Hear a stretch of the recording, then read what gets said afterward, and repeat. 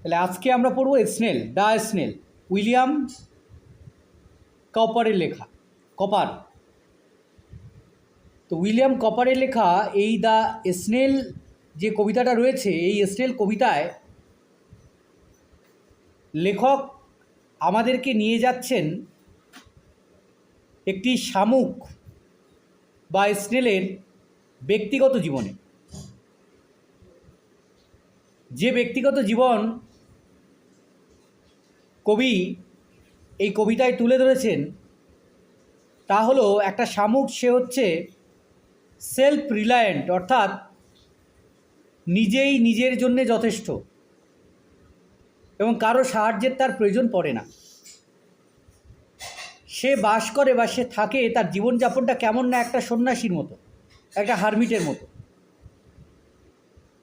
তো আদতে এই কবিতার মাধ্যমে তিনি আমাদেরকে দেখাতে চেয়েছেন বা বোঝাতে চেয়েছেন যে একজন ব্যক্তি যে সন্ন্যাসীর মতো জীবনযাপন করে, যে যার লাইফস্টাইল সেলফ সাফিসিয়েন্ট, তার জীবনযাত্রা ঠিক কেমন হয়। এক কথায় এটা একটা রূপকধর্মী কবিতা বা অ্যালিগরিক্যাল পোয়েম, যার মাধ্যমে একটা নিঃসঙ্গ ব্যক্তি, যার কারোর উপরে কোনো নির্ভরশীলতা থাকে না বা নেই, তার জীবনটা ঠিক কেমন হয়, এটা উইলিয়াম কপার এই স্নেল কবিতার মাধ্যমে আমাদেরকে দেখিয়েছেন। বোঝা গেল? তাহলে এটা হচ্ছে মূল থিম আর কি। শুধু স্নেল কবিতা পড়লে দুটো জিনিস মাথায় রাখতে হবে, একটা হচ্ছে সেলফ রিলায়েন্ট বা সেলফ সাফিসিয়েন্ট, আর আরেকটা হচ্ছে হারমিট লাইক লাইফ। এই দুটো জিনিস মাথায় রাখতে হবে। দেখে নাও কবিতা। To grass or leaf or fruit or wall, মানে ঘাস, পাতা, ফল বা দেওয়াল। The snail sticks close, snail লেগে থাকে একদম কাছ থেকে, আটকে থাকে। নর ফিয়ার্স টু ফল, তার তার পড়ে যাওয়ার কোনো ভয় থাকে না। ফিয়ার্স টু ফল মানে তার পড়ে যাওয়ার কোনোরূপ ভয় থাকে না। অ্যাজ ইফ হি গ্রিউ দেয়ার, মানে সেখানেই তো সে বড় হয়েছে, বেড়ে উঠেছে। হাউস অ্যান্ড অল টুগেদার, আর এটাকেই সে ভাবে তার বাড়ি, আর এটাই তার সব। তাহলে কোনটাকে সে তার বাড়ি ভাবে? এই যে ঘাস, পাতা, ফল, দেওয়াল, যেখানে মানে স্নেল আটকে থাকে, এই জায়গাকে সে তার নিজের বাড়ি ভাবে, আর সে এখান থেকে পড়ে যাওয়ার কোনো ভয় তার আর থাকে না। উইথিন দ্যাট হাউস সিকিউরি হাইটস, সে তার এই বাড়ির মধ্যে সুরক্ষিতভাবে লুকিয়ে থাকে। হাইটস মানে হচ্ছে লুকোনো, আন্ডারলাইন করে নাও, হাইটস মানে হচ্ছে লুকোনো। তো এখানে হাউস বলতে কোনটা আমরা যেটা বুঝি সেটা হচ্ছে ওর যে খোলস, ওটাকে আমরা বুঝি ওর হাউস। এবং এই হাউসের মধ্যে ও যখন ঢুকে যায় আর হাউসের দরজা যখন বন্ধ করে দেয়, তখন ও নিজেকে ওর মধ্যে সুরক্ষিত ভাবে, সেটা বলতে চেয়েছে। হোয়েন ডেঞ্জার ইমিনেন্ট বিটাইটস, যখন হচ্ছে বিপদ আসে, আন্ডারলাইন করো ইমিনেন্ট। ইমিনেন্ট মানে হচ্ছে আগত বিপদ, মানে ইয়েট টু হ্যাপেন, এখনও ঘটেনি, ঘটবে। তাই আবহাওয়া সংক্রান্ত কোনো বিপদ যদি আসে, of Sturm or other harm beside of weather, সেটা ঝড় ঝঞ্ঝা থেকে হতে পারে বা আবহাওয়াজনিত অন্য কোনো কারণেও হতে পারে। মানে এই সমস্যা থেকে যদি কোনো বিপদ যদি আসে, সে ওই নিজের ঘরের মধ্যে নিজেকে ঢুকিয়ে নেয় এবং সে সুরক্ষিত অনুভব করে। Give but is horn the slightest touch, এবার তুমি যদি ওই শামুককে দেখো আর শামুককে চলতে দেখো, তার কি দেখবে? তার মাংসলো পথ দেখবে আর তার হর্ন দেখবে, সুর দেখবে।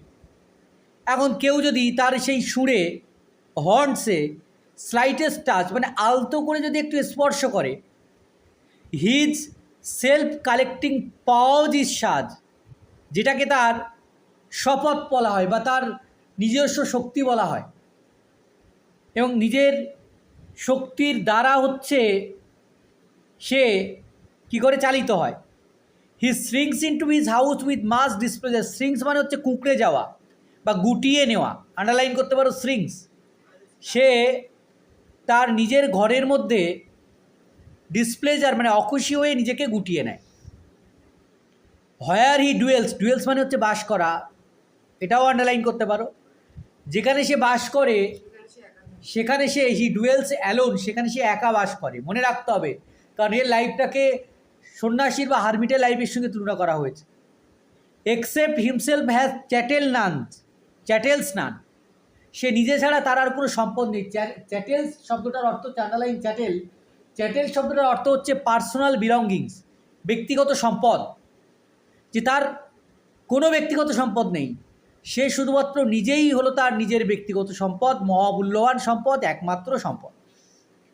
Well satisfied to be his own whole treasure, আর সে তার নিজের সমস্ত এই সম্পত্তি নিজেকে নিয়ে সে একেবারে সন্তুষ্ট। লাইক আ হারমিট, একজন হারমিট তার একটা থলে থাকে, একটা ঝোলা থাকে, আর সে বিশ্বের যে কোনো জায়গাতে ঘুরে বেড়ায় এবং সে ওই লাইফটা নিয়েই সে সন্তুষ্ট। সে গাছের নিচে থাকে, সে পাহাড়ে থাকে, সে কোথাও একটা কুটিরের মধ্যে থাকে, আবার কখনো রাস্তাতেও থাকে, কিন্তু যেখানেই সে থাকে না কেন সেটাকে মনে করে সেটা তার বাড়ি, এবং সে নিজে যেটুকু পায় সেটুকু খায় এবং সেটা নিয়েই সে সন্তুষ্ট। সে কারো কথা সে ভাবে না।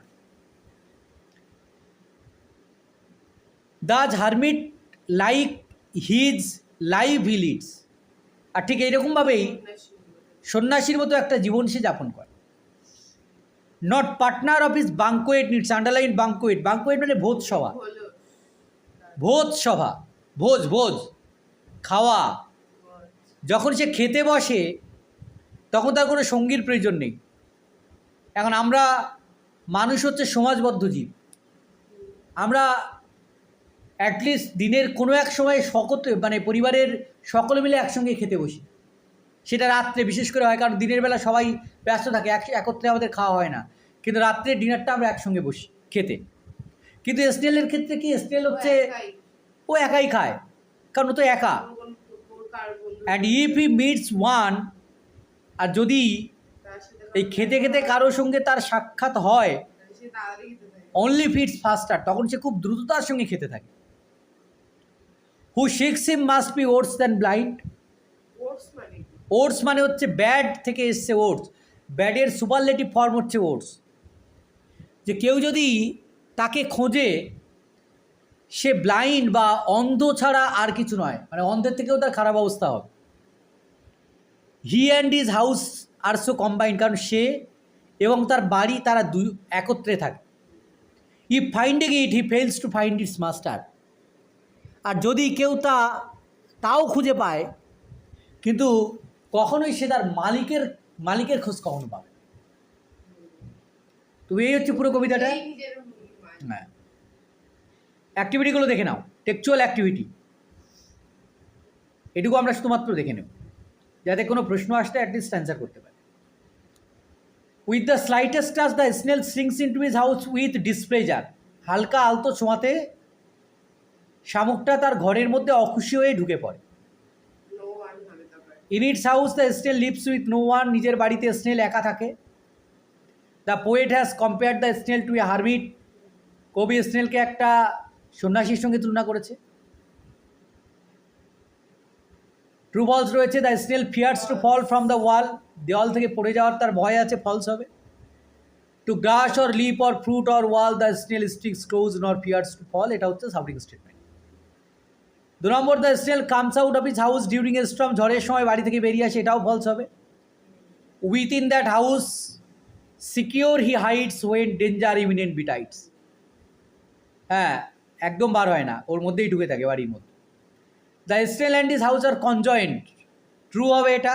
As if he grew there house and all together, conjoint মানে একত্রিত থাকা।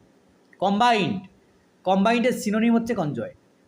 প্রশ্ন দেখে নাও, what does the snail usually stick itself to, কোথায় লেগে থাকে স্বাভাবিকভাবে? The snail usually sticks itself to grass or leaf or fruit or wall, এটা তো করার কথা ছিল, করেছিস এই অ্যাক্টিভিটিটা করার কথা ছিল, দুদিন ধরে।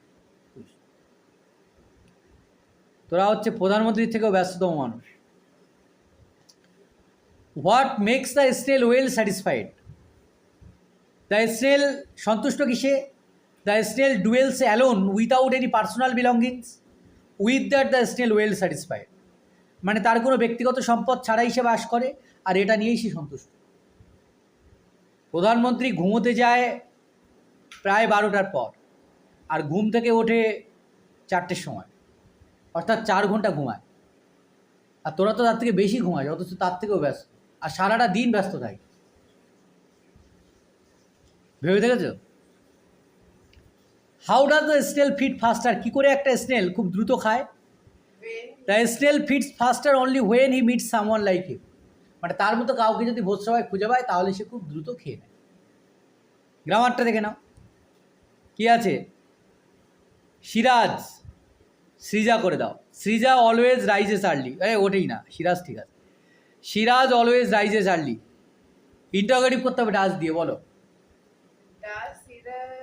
ডাজ হবে, এটা অ্যাসার্টিভে আছে, বা অ্যাসার্টিভ না, ভুল বললাম, না অ্যাসার্টিভে তো আছেই। অ্যাকচুয়ালি এটা একটা পজিটিভ সেন্টেন্স। তো যখন তুমি এরকম ধরনের পজিটিভ সেন্টেন্সকে নেগেটিভে আনবে তখন ডাজের পরে একটা নট বসাতে হবে, না হলে অর্থ অপরিবর্তিত থাকবে না। তাহলে does not Siraj always rise early? Question mark. ছোটোবেলায় যখন পজিটিভ থেকে নেগেটিভ করাতে হতো, মানে করানো হতো, বা কোশ্চেন মার্ক করানো হতো, তখন খুব এরকম করে করানো হতো যে অক্সিলারিটাকে সামনে দাও বা ভার্বটাকে সামনে দাও দিয়ে করে দাও। হতো না এরকমভাবে শিখেছ না? একদম ছোটোবেলায় এরকমভাবে শেখানো হতো। বলে আগে তো শেখো পজিটিভ থেকে নেগেটিভ কী করে করতে হয়, বা অ্যাসার্টিভ থেকে ইন্টারোগেটিভ কী করে করতে হয়। তো সেখানে কিন্তু অর্থ পাল্টে যেত, এখানে অর্থ পাল্টাবে না। Joyce is the best singer in the class. হ্যাঁ, ব্যক্তির নাম আছে মানে হু হবে। Who is the best singer in the class. He saw the rainbow, interrogative করতে হবে ডিড দিয়ে। Did he not see the rainbow, not see হবে। I go to school by bus, how দিয়ে করতে হবে। হাউ এর পরে একটা ডু হবে, কারণ এখানে কোনো অক্সিলারি নেই। How do you go to school. মনে রাখবে, যখন কোনো বাক্যে অক্সিলারি থাকবে না, অর্থাৎ অক্সিলারি থাকে না কোন কোন বাক্যে, যদি কোনো বাক্য প্রেজেন্ট ইনডিফিনাইট টেন্সে থাকে সেই বাক্যে কোনো অক্সিলারি ভার্ব থাকে না, আর পাস্ট ইনডিফিনাইট থাকলে অক্সিলারি ভার্ব থাকে না। তো প্রেজেন্ট ইনডিফিনাইট এবং পাস্ট ইনডিফিনাইট এই ধরনের বাক্যগুলোকে যখন তুমি ইন্টারোগেটিভে ট্রান্সফর্ম করবে, তখন প্রেজেন্ট ইনডিফিনাইটে ডু আর ডাজ সেই টেন্সকে মানে ইন্টারোগেটিভে আনতে সহায়তা করবে, আর ডিড হচ্ছে পাস্ট ইনডিফিনাইটকে ইন্টারোগেটিভে আনতে সহায়তা করবে। ডু কখন বসাবে, ডাজ কখন বসাবে? যখন বাক্য থার্ড পারসন সিঙ্গুলার নাম্বার, অর্থাৎ হি সি ইট বা কোনো নাম থাকবে, তখন হচ্ছে ডাজ বসিয়ে ইন্টারোগেটিভ করবে, অন্যথায় অলওয়েজ ডু বসিয়ে ইন্টারোগেটিভ করবে। আর পাস্ট ইনডিফিনাইটে তো একদম চোখ বন্ধ করে ডিড, ওর তো আর কিছু নাই, বোঝা গেছে? আর অন্যথায় যার যা অক্সিলারি থাকবে সেই অক্সিলারিগুলোকে সামনে বসিয়ে ইন্টারোগেশন করবে। এবং যদি পজিটিভ থাকে অক্সিলারির পরে নট, যদি বাক্য নেগেটিভ থাকে তাহলে অক্সিলারির পরে নট বসবে না, তাহলে হয়ে গেল নেগেটিভ। তাহলে আজকে কিন্তু ট্রান্সফর্মের একটা রুলসও শিখে নিলে এখানে। এটা পড়তে পড়তে আমরা কিন্তু এটাও শিখে গেলাম, দেখে নিয়েছো?